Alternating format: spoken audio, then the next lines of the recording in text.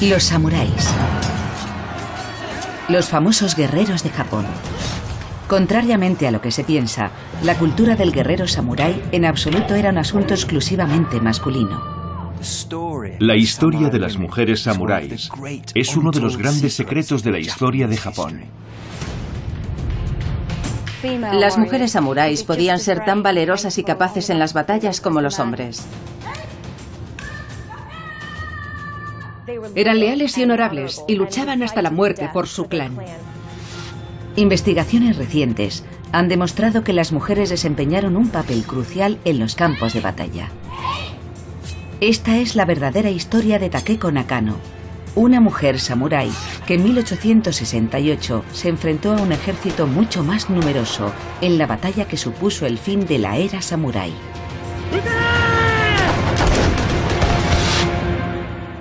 Las reinas guerreras samuráis.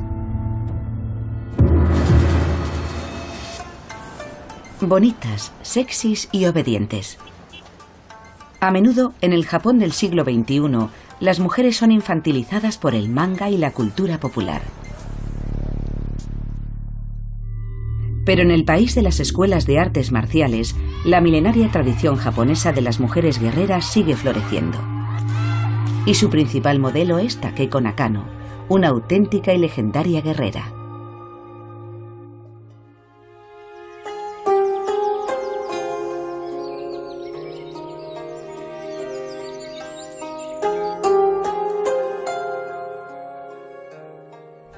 A los 6 años de edad, Takeko no podía imaginar lo que el futuro le tenía reservado.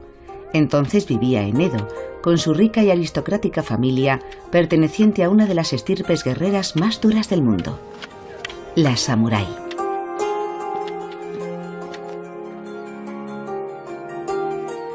Durante casi 1000 años, los samuráis habían dominado la guerra en Japón, con sus sofisticadas armaduras, sus mortíferas armas y un complejo código de honor.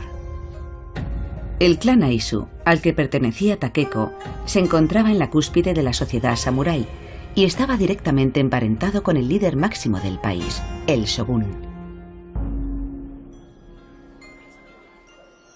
Takeko descubriría enseguida que los privilegios de los samuráis Aizu se ganaban con mucho esfuerzo. Su formación comenzó a una edad muy temprana, estudiando caligrafía y poesía, pero Takeko debía aprender una disciplina más.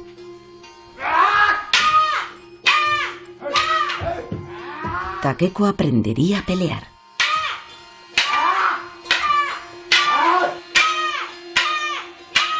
El intensivo entrenamiento en artes marciales iba unido a la educación ética y moral de los samuráis Aizu.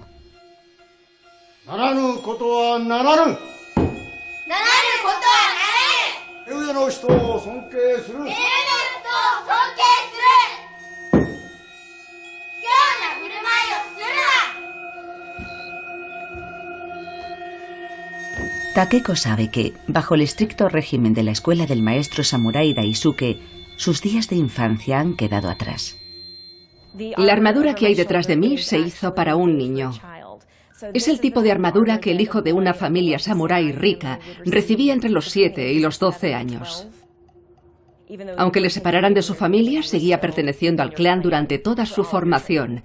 De hecho, sus servicios como guerrero se concentraban básicamente en la lealtad a su clan. Tradicionalmente, la mayoría de los samuráis eran pequeños terratenientes. Cuando los hombres partían para luchar por sus señores, las mujeres estaban entrenadas para proteger sus haciendas de los bandidos y de los clanes samuráis enemigos. Takeko era afortunada. Su familia pudo pagarle una buena educación con un célebre instructor de artes marciales, mientras que las hijas de las familias samurái de bajo rango a menudo terminaban sirviendo.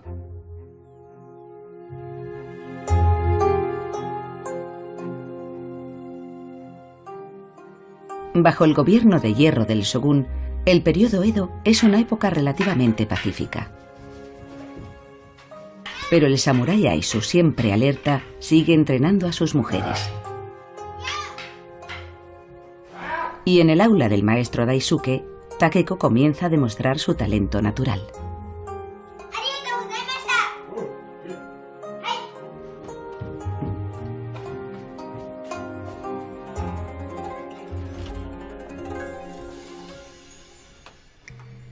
un santuario sintoísta dedicado al dios de las artes marciales. Como sus antepasadas, las jóvenes Aisu actuales comienzan su entrenamiento con el espíritu de las mujeres samuráis. Sus técnicas fueron perfeccionadas durante siglos de guerras samuráis. A lo largo de la historia, el entrenamiento de las mujeres jóvenes representaba mucho más que un mero ejercicio físico.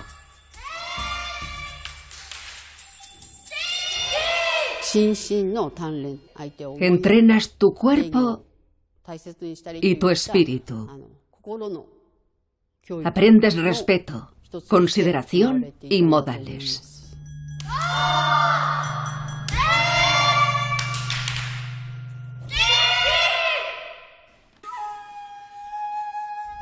Takeko muy pronto descubrió otra pasión: su sed de conocimientos.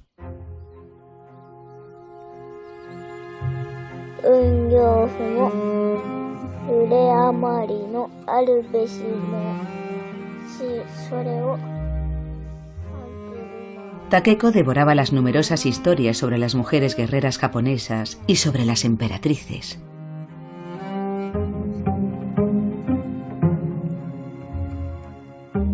Pero la leyenda de la bella guerrera y reina samurái Tomoe Gosen fue la que le dejó una huella más profunda.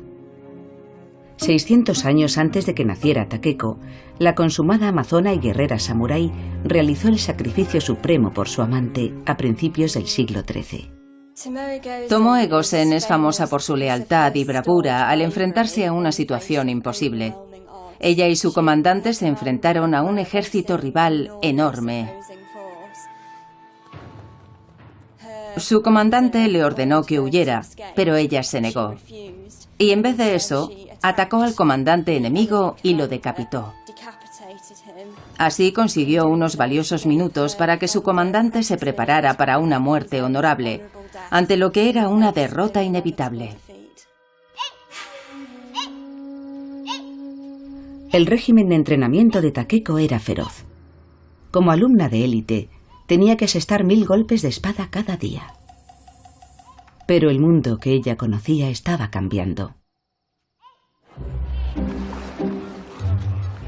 En 1853, Edo es una de las ciudades más grandes del mundo, con una población de más de 1 millón de habitantes.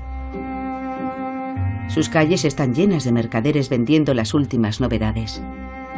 Pero es también un lugar lleno de tribulaciones económicas y de un creciente descontento con el shogun. Fuera del barrio samurái, la mayoría de la población vive en la pobreza y está hambrienta y desesperada.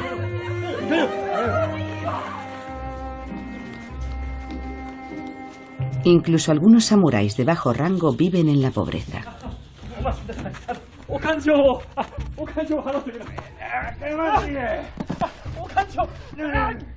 A pesar de su escasa riqueza, los samuráis seguían en la cúspide de la sociedad del periodo Edo.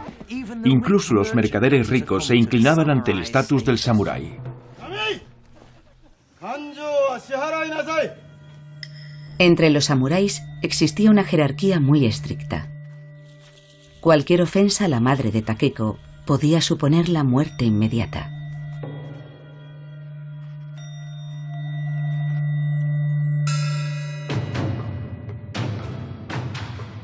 Con los disturbios extendiéndose por todo el país, el shogun confía en sus samuráis Aisu para mantener el control entre los 260 clanes rivales japoneses. Takeko vivía en una ciudad peligrosa, llena de intrigas políticas, y el descontento se extendía entre los samuráis que culpaban al shogun de las crecientes dificultades económicas.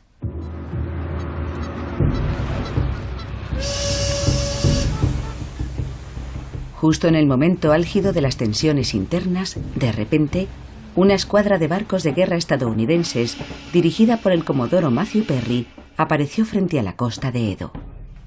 Durante los 150 años previos, los diferentes shogun habían aislado aún más a Japón.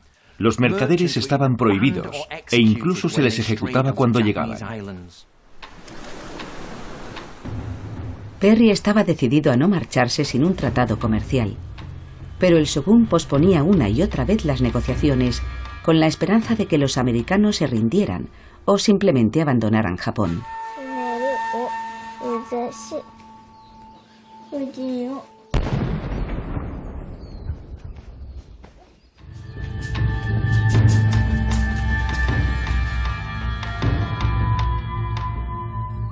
Pero Perry, frustrado, hace una última advertencia al shogun. Dispara sus cañones para demostrar su poder. Los cañones del Comodoro Perry eran mucho más sofisticados que los de los japoneses. Su alcance era mucho mayor y tenían mucha más potencia. La presencia continua de Perry en Edo provoca indignación entre los orgullosos samuráis. Sin capacidad alguna de represalia, el shogun firmó el denostado tratado comercial con Estados Unidos. Los samuráis sabían que o cambiaban sus costumbres ancestrales o serían derrotados por las potencias marítimas que rodeaban Japón. Tras la entrada de Estados Unidos, comienzan a llegar a Japón las flotas rusa, británica y francesa. Todos abren establecimientos comerciales, llevando con ellos las mercancías e influencias occidentales. Su impacto cambió Japón para siempre. A medida que crecía la influencia occidental, muchos samuráis acusaron al shogun de rendirse ante Occidente y de causar la deshonra de Japón. Los Saizu, la guardia personal del shogun, se mantenían alerta ante cualquier señal de rebelión. Mientras, la fuerza y la habilidad de Takeko habían crecido tanto que su maestro Daisuke decide enseñarle la naginata, un arma poderosa que algún día ella manejará con absoluta perfección.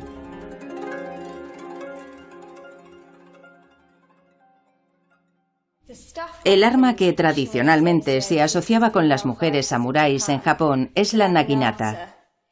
Es un arma muy versátil.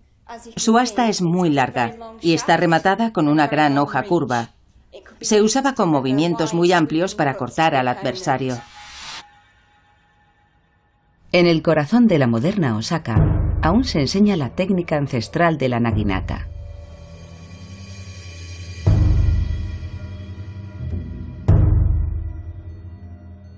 Midori Tanaka es gran maestra en una escuela de artes marciales, en la que enseña un estilo de lucha que no ha cambiado desde el siglo XIV.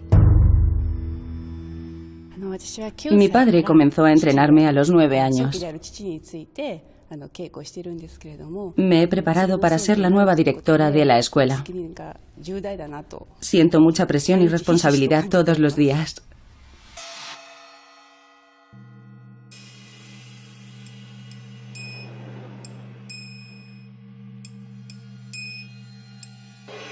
La naginata es perfecta para las mujeres samuráis. Lo más importante es la habilidad y la velocidad. En combate, la naginata es tan mortífera como la famosa espada samurái.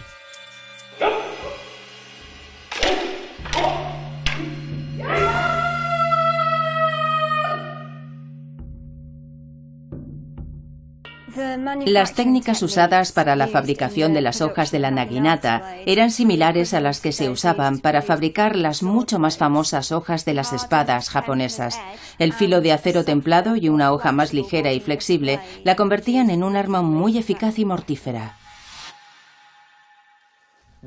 Esta es la entrada a una mansión samurái. Y aquí tenemos algunas naginatas. A menudo la naginata era un regalo de boda para que la esposa pudiera defender la casa si era necesario.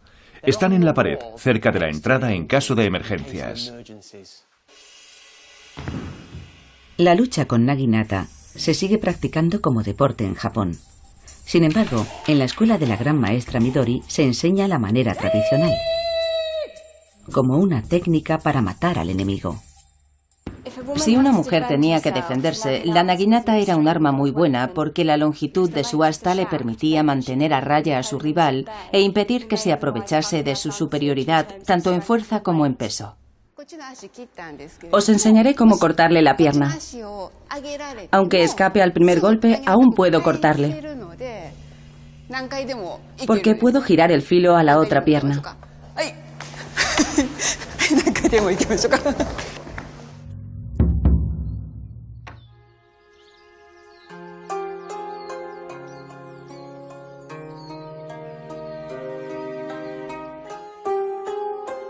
Han pasado 10 años desde que Takeko empezó su educación de samurái. A la edad de 16 años se había convertido en maestra. Una persona educada debía dominar el arte de la escritura y el de la espada. Pero que una niña de 16 años fuera maestra en el uso de la naginata era algo inusual. Pero ella era muy especial. Takeko enseñaba a alumnas más jóvenes como su hermana Yuko, que también asistía a la escuela.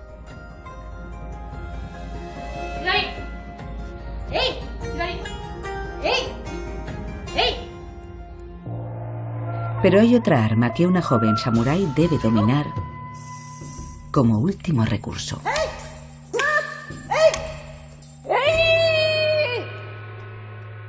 Cuando las hijas de las familias samuráis se hacían adultas, recibían un kaiken o daga.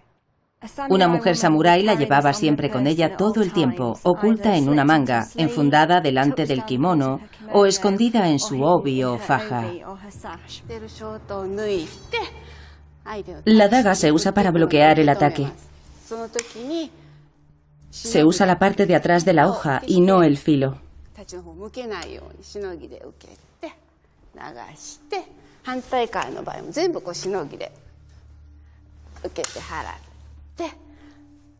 Si bloqueas así, puedes cortarle la garganta a tu enemigo. Toda madre samurái tiene el deber de regalarle una daga personalizada a su hija.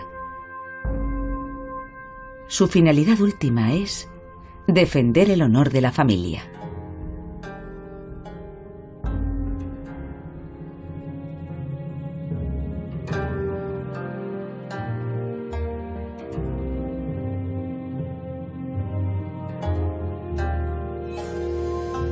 El uso más importante del kaiken era asistir en el suicidio ritual para tener una muerte honorable. Las mujeres Aisu de alto rango, como Takeko y Yuko, tenían que estar dispuestas a sacrificarse por su señor, por el clan y por su marido.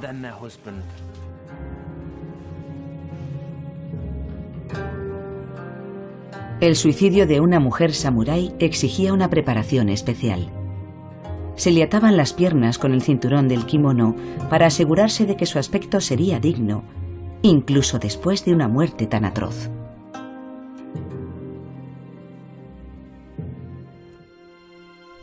Aparte de prepararlas para el combate, el objetivo de la educación que recibían las jóvenes samuráis era formar novias cultivadas, refinadas y educadas para poder casarlas, y así establecer o fortalecer alianzas con otros clanes o familias.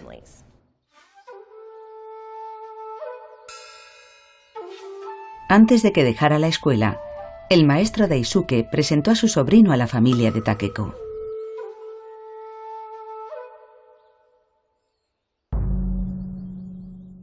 Si Takeko aceptaba ese matrimonio, su vida cambiaría radicalmente. Se convertiría en sirvienta de su marido y tendría que aceptar las antiguas costumbres de los samuráis, una de las cuales era pintarse los dientes de negro, una práctica entonces muy de moda entre las mujeres casadas.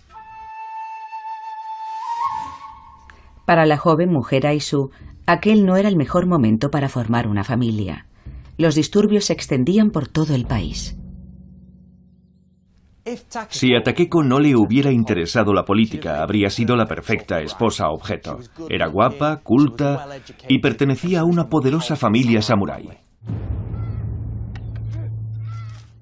De vuelta en la escuela Daisuke, la joven samurái Aisu tiene que enfrentarse a la ira de su contrariado maestro.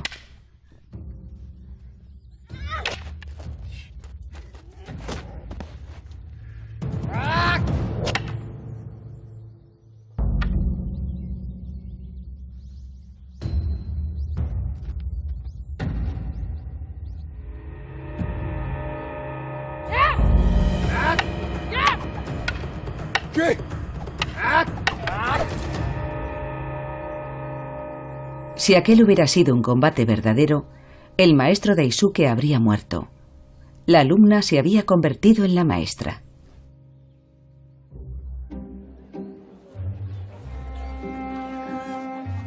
Takeko tenía 16 años cuando dejó la escuela del maestro Daisuke para convertirse en profesora de artes marciales.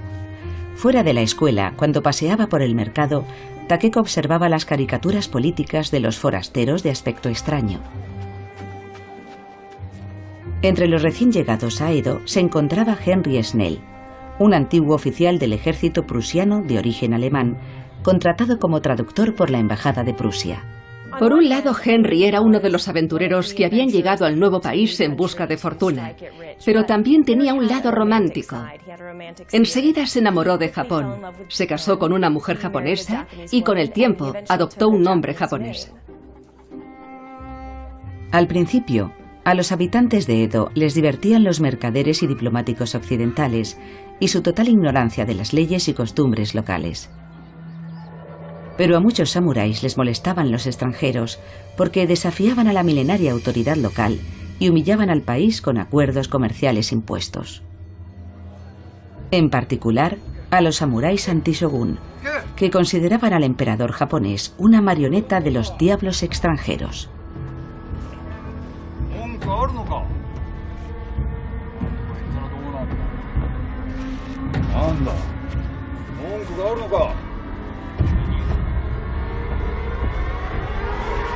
En aquella época, Edo era un lugar muy peligroso para los extranjeros. Muchos samuráis los despreciaban. Les enfurecía que vivieran en la ciudad.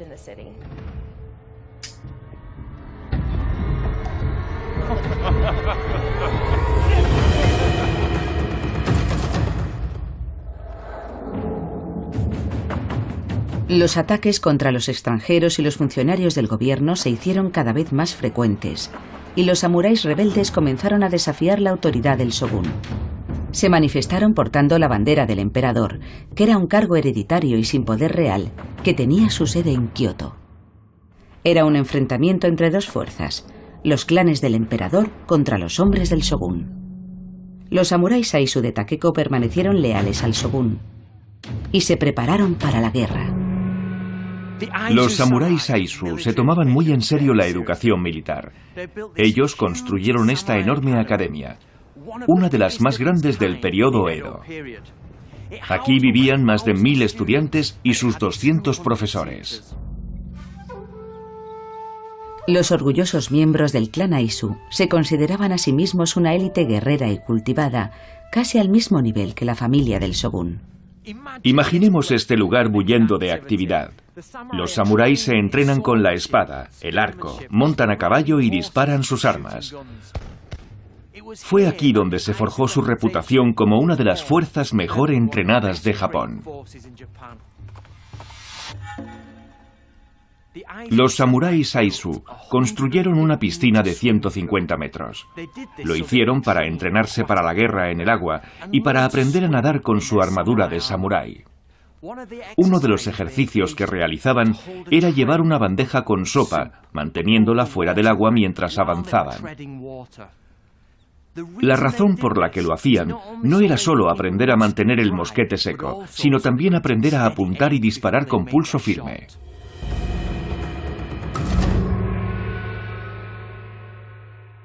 Creemos que muchos soldados Saizu estaban equipados con armas de fuego bastante arcaicas.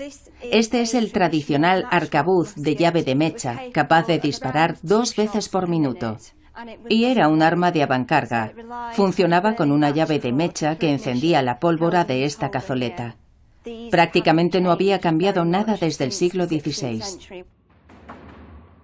Mientras los Saizu dependían de sus armas obsoletas, los hombres del emperador habían estado acumulando rifles y cañones modernos. Amparados por la seguridad de sus nuevas armas, los samuráis del emperador se atrevieron a exigir la cabeza del shogun. Los incendios y los asesinatos se apoderaron de las calles de Edo. El shogun tenía que responder y reunió un ejército de 15.000 soldados dirigido por sus guerreros Saizu para destruir la fortaleza de los rebeldes en Kioto.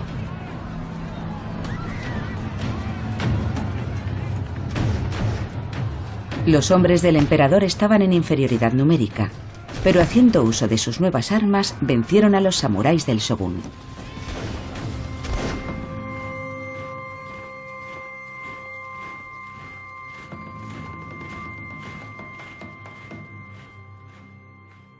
El Shogun está acabado.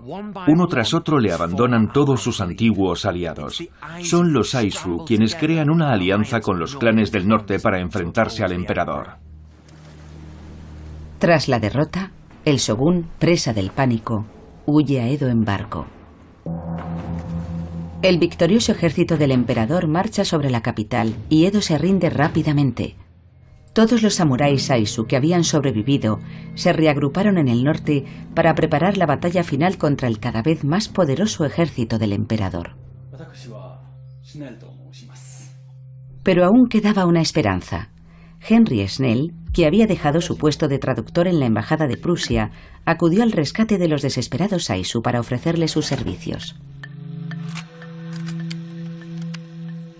Este es un fusil Spencer.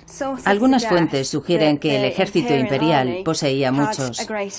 Lo más importante era que se trataba de un fusil de repetición. Su recámara se alimenta a través de este depósito de la culata y se amartilla y dispara de forma manual. Eso significa que puede disparar 15 balas por minuto, una ventaja abismal si lo comparamos con los modelos más antiguos. Henry tenía un plan para importar los fusiles que tan desesperadamente necesitaban los Aizu.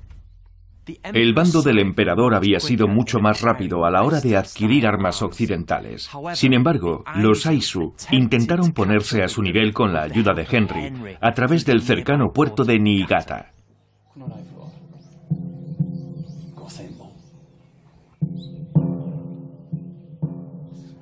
Los Aizu no podían acceder al mar, ya que carecían de un puerto propio. Con sus envíos a través de Niigata, Snell rápidamente se convirtió en el principal proveedor de armas de los Aizu. Desesperados por mantener el suministro de armas, concedieron a Snell el honor y el rango de un samurái. Hasta entonces solo se le había concedido a 2 occidentales. Él fue el tercero. Pero ¿sería capaz Snell de suministrarles esas armas? El ejército Aizu había sufrido muchas bajas durante su retirada desde el sur. El castillo de Wakamatsu se convirtió entonces en el corazón de su defensa. La princesa Teru, hermana del señor de la guerra Aizu, tuvo que confiar en un ejército formado por niños, ancianos y 600 mujeres samuráis. Normalmente, las mujeres como la princesa Teru, que procedían de familias samuráis de alto rango, no participaban directamente en la guerra, pero se ocupaban de algo muy importante: organizar la defensa de los castillos. Tradicionalmente, las mujeres defensoras apagaban incendios, cuidaban de los heridos y preparaban la munición. Pero ante la inminente batalla, las mujeres tuvieron que completar las filas de su mermado ejército.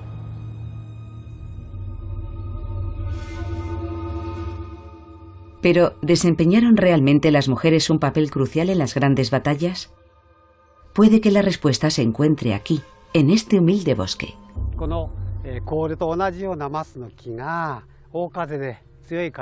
Un día, durante una fuerte tormenta, cayeron algunos árboles como este.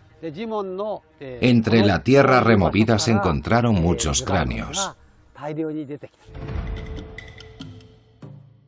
En la guerra samurái el objetivo es coger la cabeza del enemigo y colgarla en lo más alto, como un trofeo. Las cabezas trofeo, capturadas en la batalla, eran exhibidas después para desmoralizar al enemigo. En 1580, 300 años antes de la última batalla de los Aizu, el samurái Takeda, atacado desde el mar, libró una feroz batalla en Senbonmatsubara.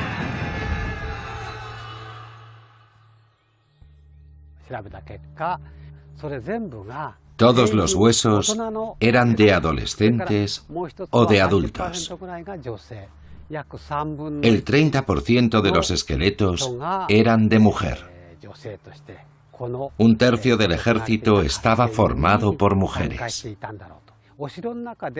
En los asedios a castillos es normal encontrar huesos de mujeres y de niños. Aquí no había ningún castillo. Las mujeres vinieron aquí a luchar y a morir.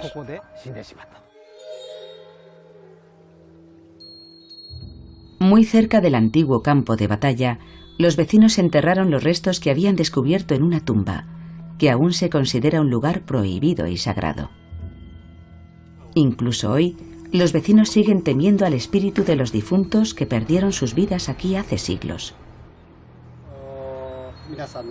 Lo siento, pero la comunidad nos ha pedido que no nos acerquemos más. Tras el descubrimiento, los arqueólogos forenses japoneses buscaron esqueletos de mujeres soldado en otros campos de batalla. En todos ellos, los resultados fueron los mismos, confirmando que un promedio del 30% de los esqueletos encontrados en los campos de batalla eran de mujeres.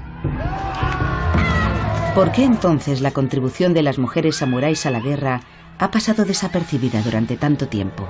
Su participación en las guerras en Japón no se documentó durante mucho tiempo y permaneció casi invisible durante siglos. El honor y la gloria solían estar reservados a los guerreros.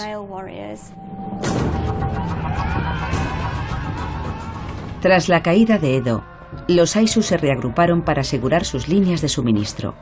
Snell estaba al frente de una unidad del ejército Aizu. Su misión era asegurar la llegada de los cargamentos de rifles a Niigata.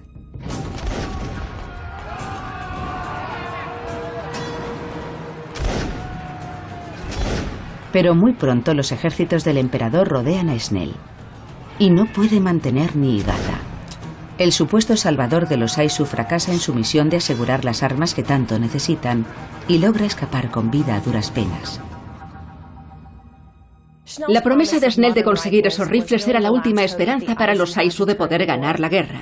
Cuando cayó Niigata, solo quedaron los defensores del castillo.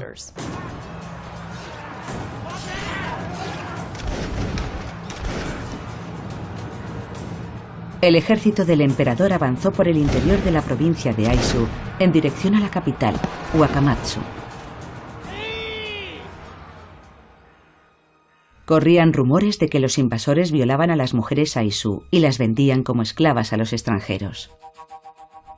Muchas mujeres huyeron a las montañas. Otras, incluidas las esposas de los oficiales Aizu, se suicidaron. Y lo hicieron para evitar la violación y la humillación y para preservar su honor.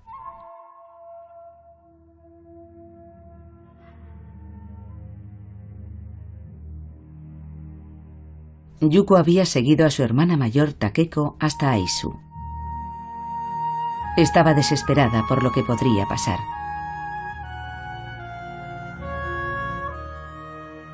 Pero Takeko había decidido no suicidarse. Así que cortó su pelo y el de su hermana a la manera de los hombres samuráis.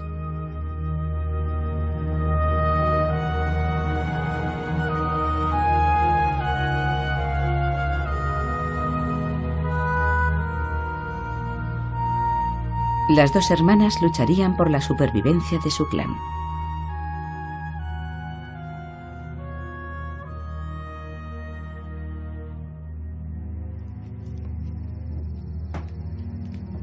Pero no eran las únicas.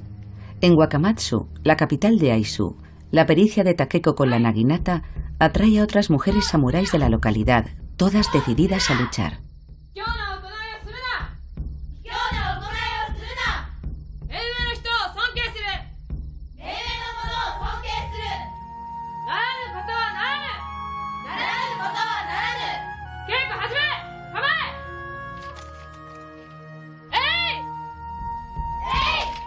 Acompañada por su madre y su hermana, Takeko prepara a las jóvenes para la inminente batalla.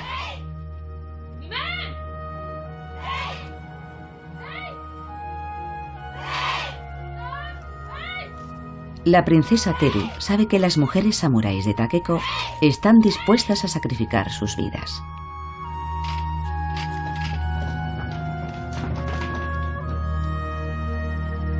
Minasan, waga Aizu-han no tame ni arigatou.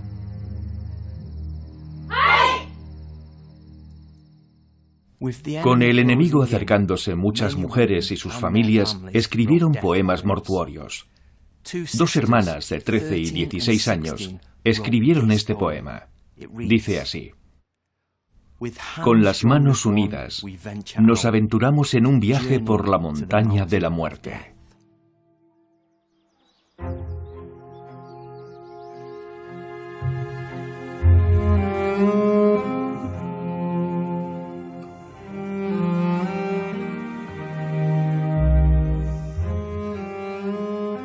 La tradición samurái exigía que Takeko y Yuko escribieran sus poesías mortuorias, dejando un último mensaje en caso de que fueran a morir.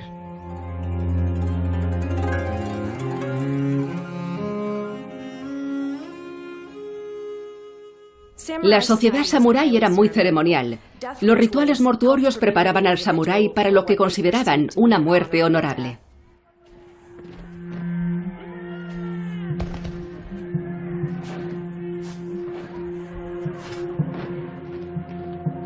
El inevitable enfrentamiento abrumaba a la hermana pequeña de Takeko.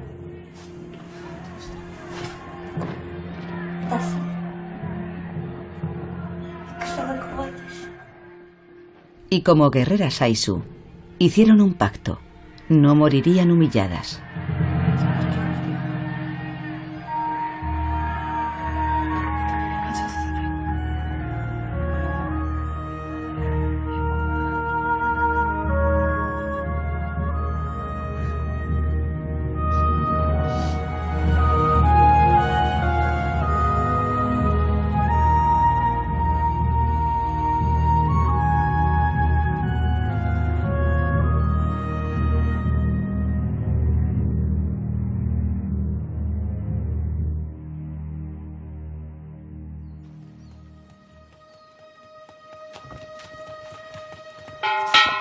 Wakamatsu estaba completamente rodeada por el ejército del emperador. Finalmente la batalla comenzó. 5.000 Aizu mal armados contra una fuerza de asedio formada por 15.000 soldados. El ejército del emperador bloquea todos los accesos al castillo. Es necesario salir y romper ese bloqueo. Y Takeko reúne a sus mujeres para unirse a lo que queda del ejército Aizu.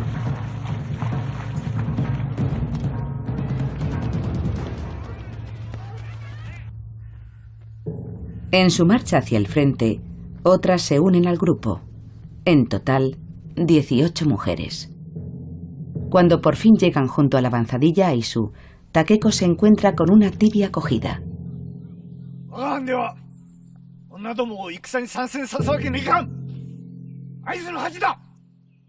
Como mujer samurái, Takeko tiene que obedecer las órdenes del comandante.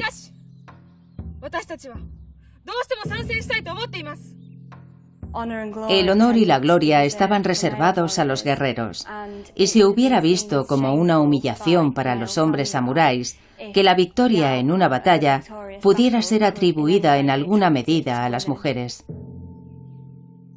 A Takeko solo le quedaba una opción.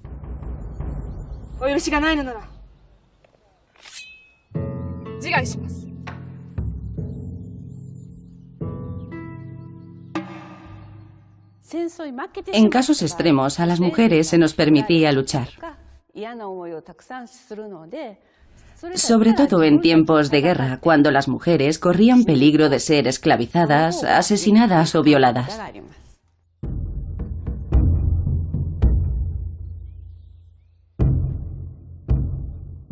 Al día siguiente, las mujeres de Takeko por fin sumaron sus fuerzas a las de los hombres Aizu. Pero el ejército del emperador había cortado el camino de vuelta al castillo. El 10 de octubre de 1868, las mujeres Aizu sabían que iban a enfrentarse a un ejército que tenía armas de fuego. Su plan era atacarles por sorpresa y acercarse lo suficiente para poder usar sus armas blancas contra el enemigo. Mientras el ejército Aizu con las mujeres de Takeko se enfrentaba al enemigo, otras 2 unidades atacarían por los flancos y así atravesarían sus filas y regresarían a salvo al castillo. Las mujeres debían saber con seguridad que aquella era una misión suicida. Tal era la superioridad del enemigo. Aquel sería el momento en el que el entrenamiento intensivo de Takeko como samurái culminaría en un ataque decisivo.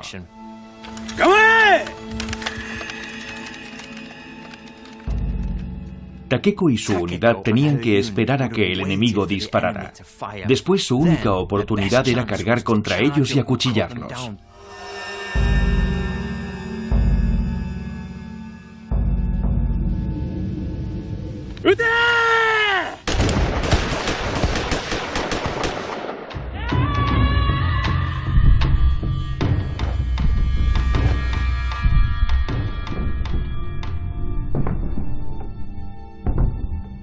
Lo más impresionante del ataque fue que estaban armadas solo con armas blancas tradicionales y se enfrentaban a armas de fuego modernas.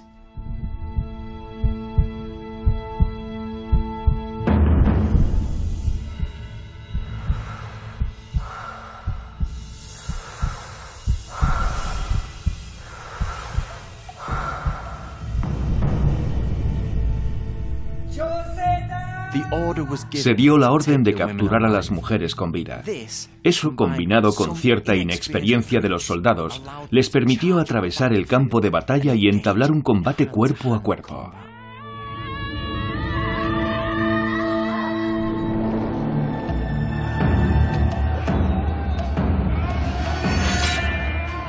El enemigo se quedó paralizado ante la mortífera furia de las mujeres Aizu.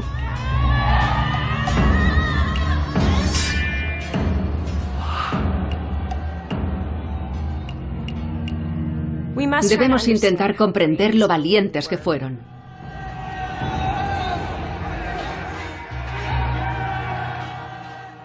Yuko tenía solo 16 años cuando tuvo que acuchillar hombres en esa batalla.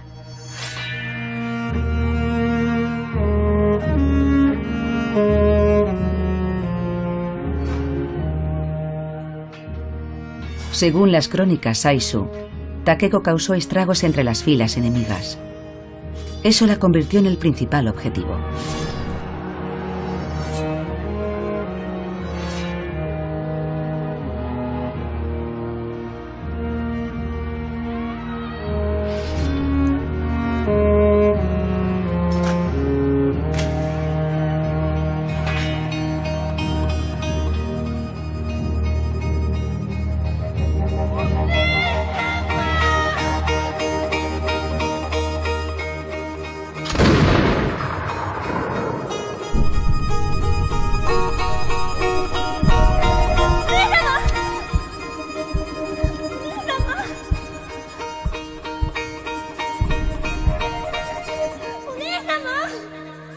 La hermana de Takeko estaba decidida a salvar a su hermana del destino de convertirse en un trofeo.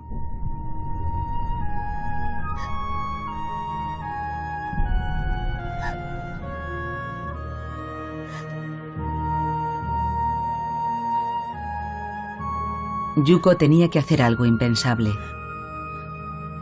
cortarle la cabeza a su propia hermana.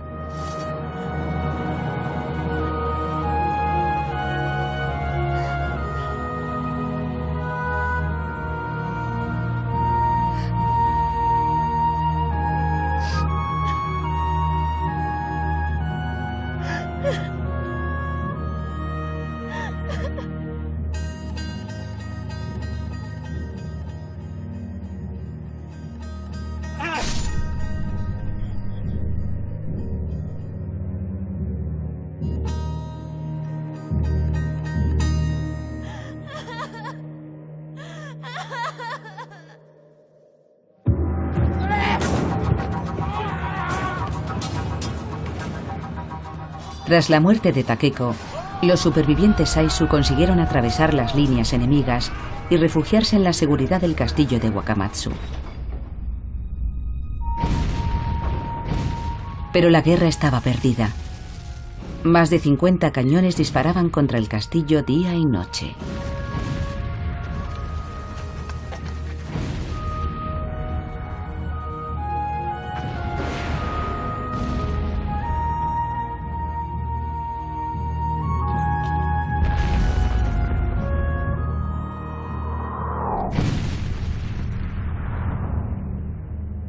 Tras un mes de bombardeos incesantes y agotados los alimentos y las municiones, la princesa Teru decidió rendirse ante los generales del emperador. Pero antes de la rendición, la princesa dio una última orden. Que limpiaran el castillo hasta que quedase inmaculado. Cuando entraron en el castillo, los vencedores descubrieron algo horrible.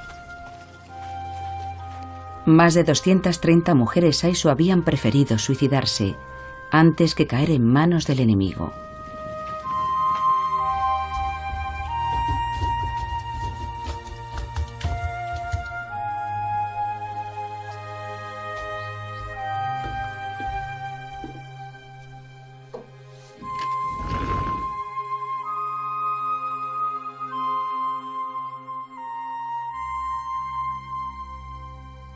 El enemigo había dejado huellas de suciedad por todo el castillo. Teru había ordenado limpiar y recoger el castillo antes de entregarlo. Ese fue su mensaje. Les decía, puede que nos hayáis vencido, pero no habéis podido doblegar el espíritu Aizu.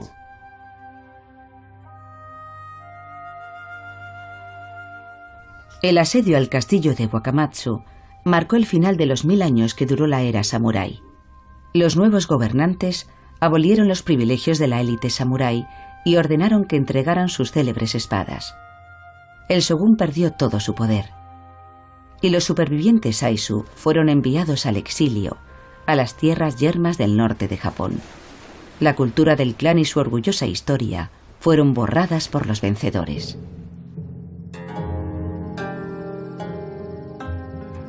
¿Pero qué fue de Yuko? Tras la batalla consiguió llegar al templo de la familia. El sacerdote le prometió enterrar los restos de Takeko con honor.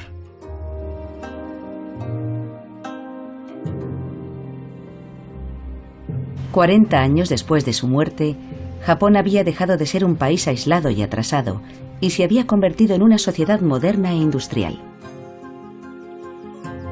Hoy, en el lugar donde Takeko luchó y murió, el pueblo Aizu ha erigido un monumento en su recuerdo.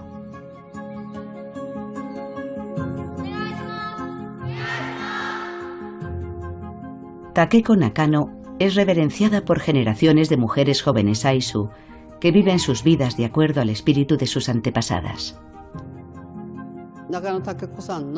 La última batalla y el poema final de Takeko son el orgullo de Aizu. En Aizu veneramos su memoria. Si hubiera vivido en aquella época, habría luchado por mi clan y por mi familia. Siempre se ha aceptado que la historia de los samuráis era una historia de hombres. Sin embargo, no olvidemos a Takeko y a las mujeres que, como ella, tuvieron un papel clave en la historia de Japón. Su legado, su valentía y su espíritu samurái deberían recordarse siempre. Nunca temas. Vive con honor. La esencia del espíritu samurái. Su verdadera fortaleza está reflejada en su modestia. Como Takeko escribió en su poema mortuorio, entre todos los famosos guerreros, aunque nunca osaría contarme entre ellos, comparto el mismo corazón valeroso.